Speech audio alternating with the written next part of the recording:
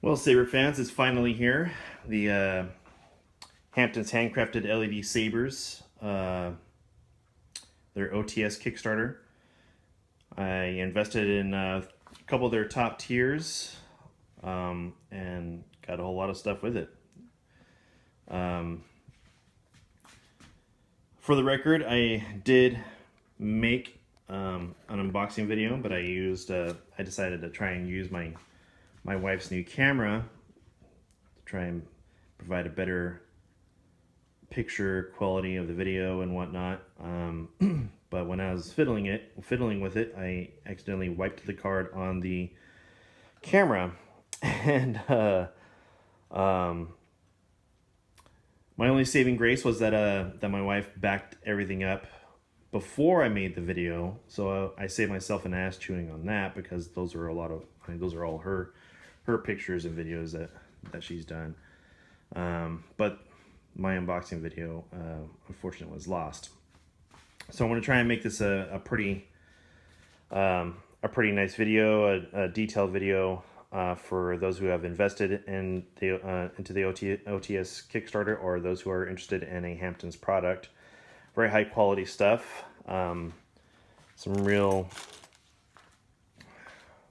Took some really good thinking on this. I would have never thought of anything, or I've never really seen anything quite like this. The whole point of the OTS line is that it's all about the chassis. So you have these chassis who could actually be a saber in itself, but you have these hill pieces that fit around it that make it look different. You have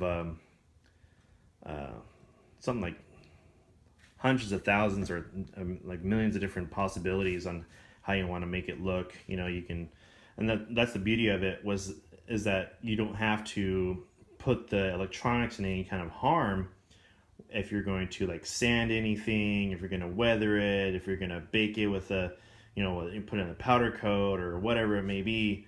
You know, you just take the hill pieces off the chassis, you know, put the chassis aside, and then you just go to work on them. Really cool idea. So let's jump into it. So I had 2 level 6 sabers here with the red crystal chambers with red fraxen, and then I think there's a level 4 or 5s. They have sound and everything. There's just no crystal chamber, with a green photon fraxen, which looks amazing, and a blue fraxen as well. I got 4 of these baggies here with the stickers and the heavy duty business card and the tube of lube, some retention screws here, the 832 retention screws, and the micro SD card adapters. It comes with instructions, patches here, excuse me, and I did get quite a few of the covertick wheels and D-rings, some chassis parts, which I'm really excited about because I want to kind of get to work with some Graflexes in that Saberforge Monarch. I really want to build a new chassis, a new crystal chamber for that. Switch pieces, and then these are the rear grip with trim pieces, the small foregrip with trim pieces, the large foregrip with trim pieces, emitter trim pieces, a pommel and pommel trim pieces. And some other pieces. I was messing around. I was putting together what would look like a pike, kind of saber pike, was I was working on over there. So a little tip here. These are some boxes. These parts boxes here, parts bins. You can find them over at Harbor Freight. Really, probably the cheapest places you actually find them is Harbor Freight. And also the little tubes, if you get a little model paintbrush and lube your threads, always lube the threads. It doesn't even matter what, if it's for this saber or any kind of saber, for anything in general, there's threads, you should probably lube them. Take a little model paintbrush and it'll go a long way, and you just kind of brush the lube on all the threads. It eliminates the possibility of any over application, so you don't get grease all over everything. You know, the threads are still lubed. They're not going to stick together or bind together. The only thing I happened to notice was that, and I probably did when I was opening it, when I unboxed it, was the saber on this. The speaker was pushed in. The cone of the speaker was pushed in. I might have done that when I was taking it out, but I swapped it out with the Railmaster bass speaker, which I'm probably going to do with all these anyways. I'm probably going to swap out all those speakers anyways. They all come with Nano Biscotti version 3. Super clean wiring, clean soldering. They used heat shrink. The heat shrink was actually heat shrunk. No epoxy, no hot glue, no electrical tape, no Velcro tape. Really, really clean install. High quality work. The blades are beautiful. I felt personally, for my personal preference, I felt they could use a little more sanding, and that's exactly what I did this morning. I took some 400 grit sandpaper, and they look better in my opinion. So for those of you who feel that same way too, I would probably recommend anywhere between like 360, 380 to about 450, 500. You don't want it too fine of a grit, because that's the whole point of it. You want to kind of have these little micro scratches that help diffuse the light a little bit better. Evenly full lit blade with that string blade, Fraxon blade, you know. The super cool product. I'm very excited about venturing off and doing some etching and weathering and stuff like that on these. So what else are we going to do here? I guess we could probably jump into the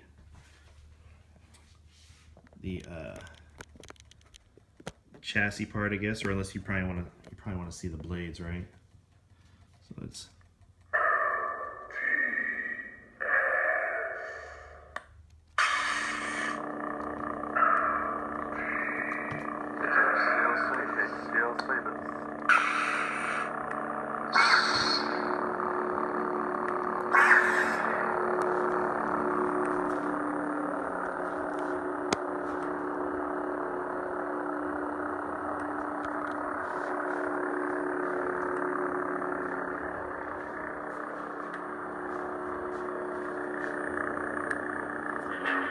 The red crystal chamber. I love the scalloped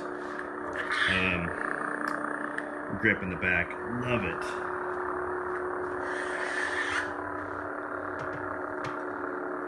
There's the other one.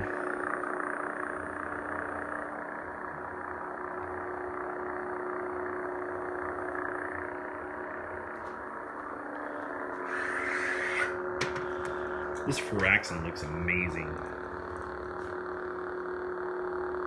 I can't believe how good that Fraxon looks.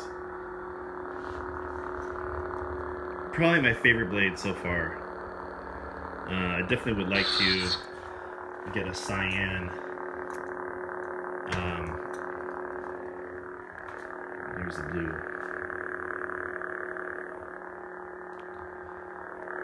Blue always looks so much better on camera than it does in person. But yeah. That's all 4 of those. I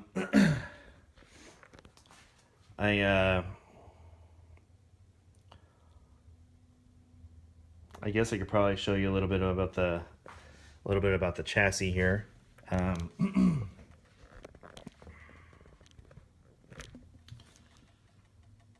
got we'll take this one. Or no, yeah, we'll take this one.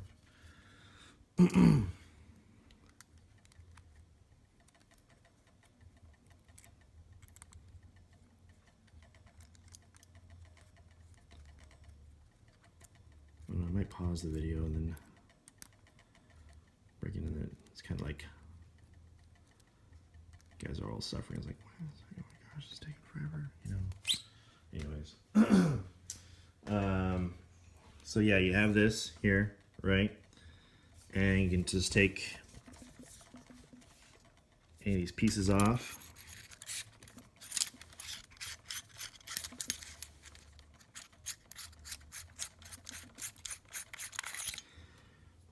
Again, that was a really good design. I was wondering about that. I was like, how are we gonna put that on there? And then someone was like, yeah, by the way, just gonna couple it together with the pieces. What? That's crazy. There's your black sleeve that goes over the chassis. Clean, really clean soldering. Seriously, like, no bullshit. I like that.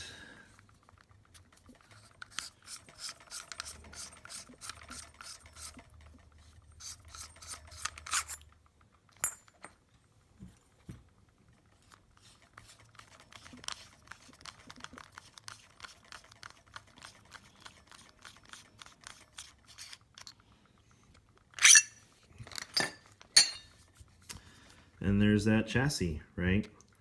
And it's the same thing for these. It's just that there's just a crystal chamber. That's all there is, right? So you have this, and all you have to do is you can just pick anything, really. You can pick this piece if you want. I think you can put it either top or bottom. Doesn't really matter, I don't think. And then let's try something that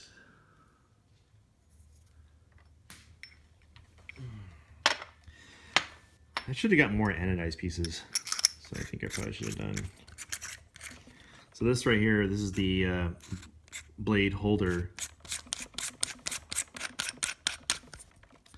And this piece is it goes over the blade holder. And then you can pick whatever you want to pick. You can, see, we got, what do I want to do here? We can probably do this piece or whatever.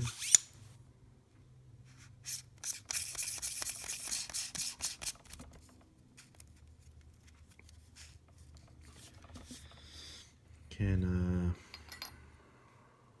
probably do something a little bit different maybe with this one.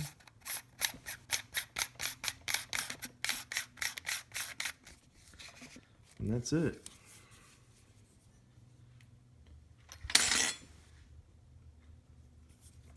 Yeah, works the same.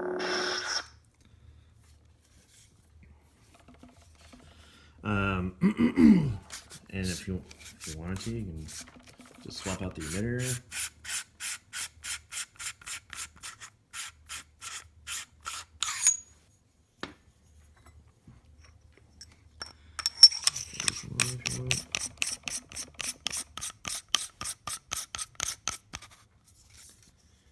That's different. You can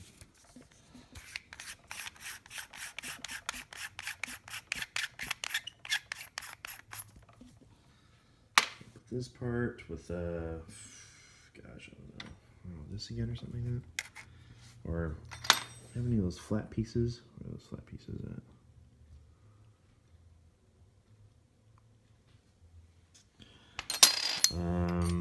Oh, right here. This right here.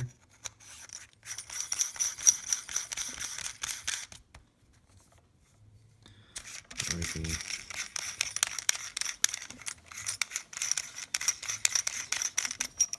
get a little stylish here. This piece.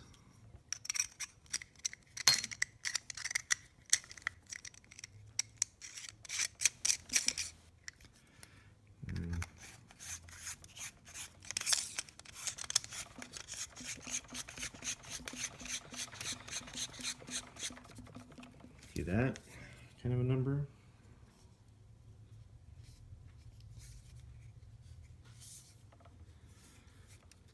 And again, you just want to put that cover check back on there.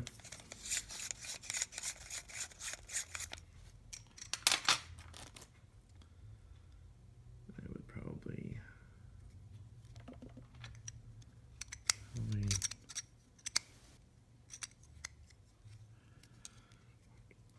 some pieces it matters, I think, which side you can have it on. Do you want it up or down?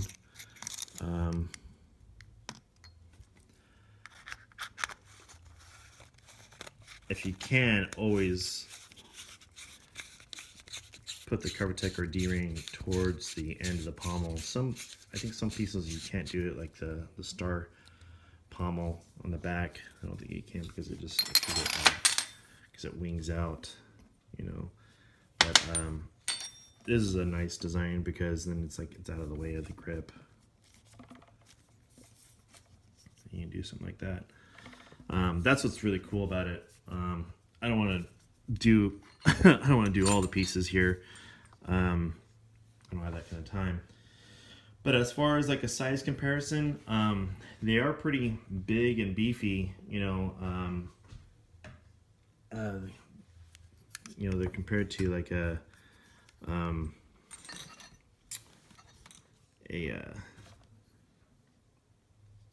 Ultra Sabers. Chosen one's pretty big as it is anyways. Another cool part is that since a lot of Ultra Sabers are MHS compatible, these pommels can actually work with some Ultra Sabers because you know, some of them are MHS compatible. You can like take this pommel off. I'm not sure why you would want to do that. And I'm not sure whether you want to do that, but it works nonetheless. So if you do have that just looks ridiculous. But you can say if you had some other Ultra Sabers, I think a lot of them are MHS compatible.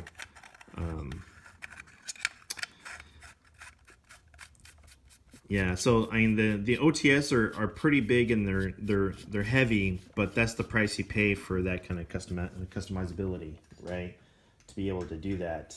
They're not like a Vader's Vault or a GCS or a Darth Alice or a Solo's Hold that are known for their kind of like their Canon sabers or custom sabers and all this other stuff. It's not quite like that. It's more like, you know, the Saberforge 8 ASP, even though in my opinion this blows Saberforge out of the water, in my opinion. High quality install on that, just on the electronics alone, blows them out of the water. Plus like the design around the chassis, around the switch plate, I really like that idea. I really do. And really just high quality parts. My only beef really is I think I probably ordered more of these collar pieces because I have 4 sabers and only 2 collars. I could be wrong about that. That's the only thing, is the collar pieces. I wish I had 2 more of those because there's the other one, and that's all I have. I thought I would have 4, but anyways, because I have all these other collar pieces, I have like a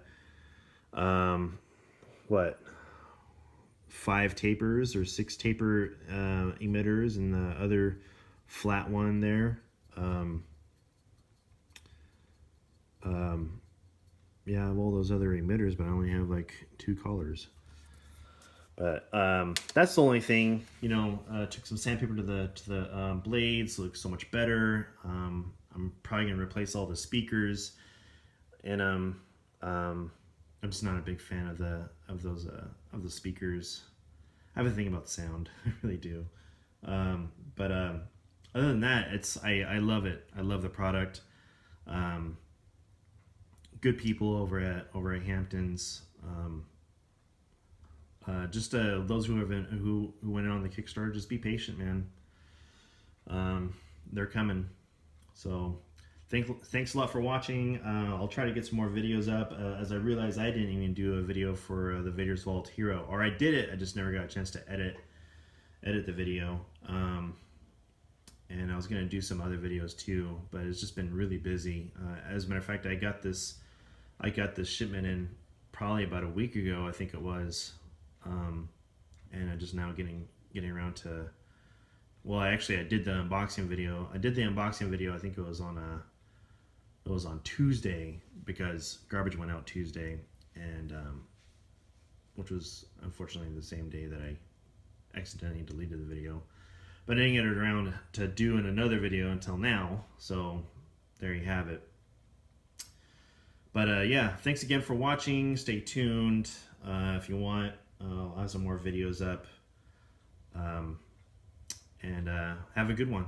And yes, I would also like to thank Ken Hampton and family and everyone over at HHCLS. Did a phenomenal job on this. Keep your head up and keep working. This is going to be a fantastic product, and I urge everyone to give it a try for sure. Thank you. Bye.